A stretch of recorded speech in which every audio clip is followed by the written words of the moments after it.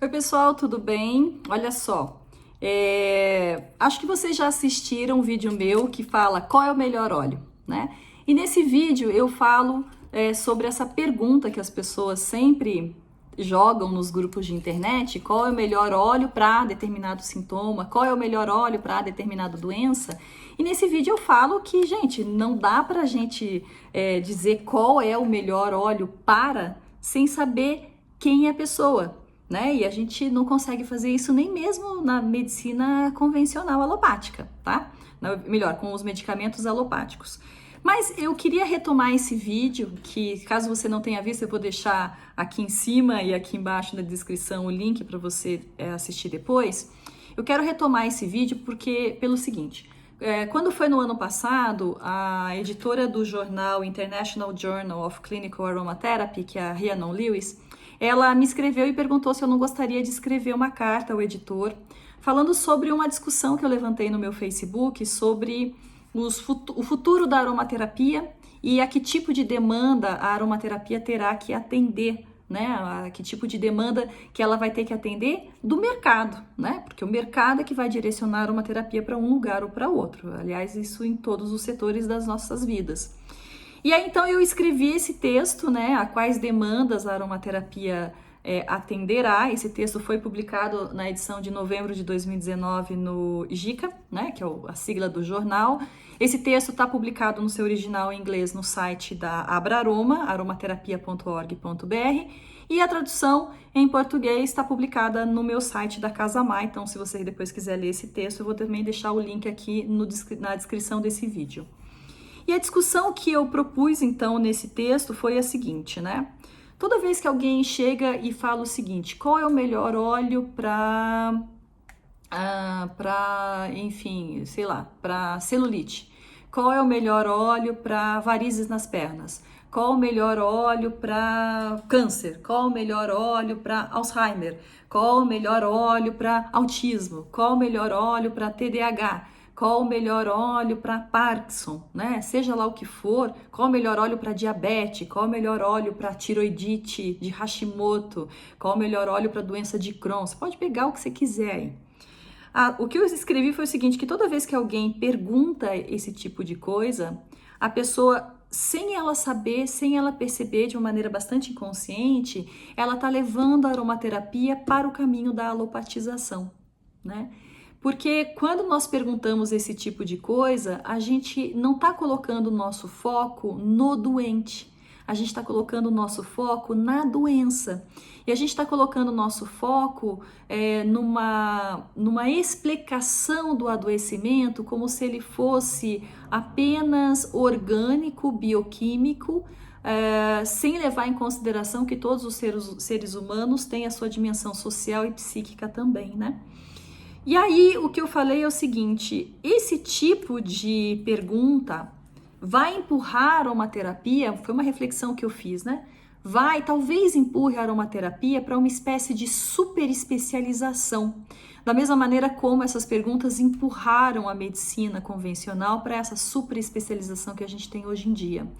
Eu não tenho certeza se um aromaterapeuta integrativo, por mais bem formado que ele seja, se alguém perguntar para ele qual é o óleo essencial para Alzheimer, se sem ser um médico, né, neurologista, psiquiatra, seja lá o que for, né, um especialista, enfim, nessa área, se ele vai conseguir responder essa pergunta. Porque se nós olharmos os óleos essenciais apenas como substitutos dessa alopatia convencional, ou seja, se a gente utilizar os óleos essenciais apenas como alopáticos naturais, a gente naturalmente terá que se tornar especialistas naquelas doenças, porque a gente vai usar dos óleos essenciais apenas a sua ação farmacológica naqueles determinados sítios receptores, modulando determinado tipo de resposta do nosso organismo, enfim, que vai fazer determinada função voltar do jeito que é, equilibrar, suprimir, seja lá o que for, né? E esse tipo de conhecimento, ele requer um conhecimento muito especializado naquele tipo de doença também. Porque você acaba precisando de um conhecimento muito específico para poder usar os óleos essenciais dentro dessa sua complexidade toda para ajustar esses mecanismos bioquímicos. E quem estuda esse tipo de coisa, não é que a pessoa não tem capacidade, ela não tem tempo para ficar estudando outras coisas. Não é falta de capacidade, é realmente que o nível de especialização que você exige é um nível tão grande que não sobra tempo para você estudar qualquer outra coisa. Então, toda vez que a gente pergunta qual é o óleo para determinado tipo de sintoma ou para determinado tipo de doença, sobretudo se são essas doenças super complexas, né, que tem uma sintomatologia muito, muito variada e, enfim, que mexe com várias coisas realmente, vai ficando cada vez mais difícil da gente responder esse tipo de pergunta. Porque quando uma pessoa fala qual é o óleo para Alzheimer, o que ela está querendo com essa pergunta? Ela quer que um óleo essencial cure o Alzheimer? Mas a gente não tem nem medicamento alopático que faça isso, né? Ela está querendo o quê? Ela está querendo que, de repente, aquela agitação noturna seja suavizada? Ou ela está querendo, de repente, diminuir a agressividade? Ou está querendo, de repente, sei lá, melhorar a questão da memória, do olfato? O que ela está querendo com esse tipo de pergunta? Esse é o tipo de pergunta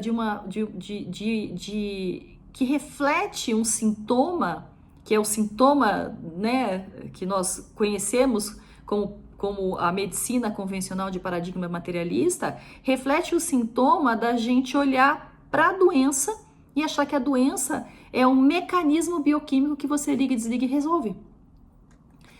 Se chegar nesse nível de especialização, eu acho que quem terá condições de responder esse tipo de pergunta vão ser médicos, sei lá, um neurologista, que vai se especializar na alopatia natural dos óleos essenciais para utilizar em substituição a esses medicamentos que hoje fazem esse tipo de ação no mercado. Esse tipo de pergunta que a gente faz, quanto mais a gente fizer esse tipo de pergunta, mais nós estamos gerando uma demanda para que esse mercado, né, que é o que nós estamos querendo, seja atendido. E aonde há demanda, surge a oferta para atender essa demanda. Então, vão começar a surgir pessoas que se especializam nesse tipo de patologia, né, usando esse tipo de recurso que se chama óleos essenciais, nesse tipo de olhar que é o olhar da biomedicina, pautado pelo paradigma materialista da ciência. A pergunta que eu faço para vocês: esse profissional tem condições de surgir, mas esse profissional ainda a gente ainda poderá dizer que ele é um aromaterapeuta? Eu tenho minhas dúvidas, eu acho que não, né? O aromaterapeuta, ele está dentro das práticas integrativas e complementares de saúde. É claro que ele enxerga o ser humano também na sua dimensão orgânica, bioquímica, mas nós enxergamos o adoecimento dentro de um contexto biopsicossocial, muitos de nós pelo paradigma vitalista de saúde, né? E nós temos condições de responder a outros tipos de perguntas, né? Dentro da formação que a gente tem e tudo mais. Mas a esse tipo de pergunta, eu tenho as minhas dúvidas se é um aromaterapeuta que vai ter condições de responder. Não estou dizendo que é errado que não sejamos nós, os aromaterapeutas, que vamos atender essa demanda de mercado. Mas eu só gostaria que, quando a gente fizesse esse tipo de pergunta, a gente tivesse consciência de para onde que esse tipo de pergunta está levando o nosso mercado da aromaterapia. Porque talvez esse tipo de pergunta esteja levando o mercado da aromaterapia para uma alopatização. Por quê? Porque mesmo que as pessoas queiram uma alopatia natural, talvez as pessoas ainda estejam buscando apenas uma alopatia e não este olhar holístico sobre o adoecimento e sobre a saúde humana. Então é essa reflexão que eu queria deixar aqui para vocês. Eu fiz essa reflexão muito melhor por escrito do que agora falando nesse vídeo. O texto não é longo, tem lá a tradução em português, vão ler, que eu acho que é uma reflexão que vale a pena vocês fazerem. Eu gostaria muito que vocês pudessem fazer essa reflexão, porque o que a aromaterapia será no futuro depende das perguntas que a gente faz para os óleos essenciais agora, tá bom? Um beijo e até a próxima!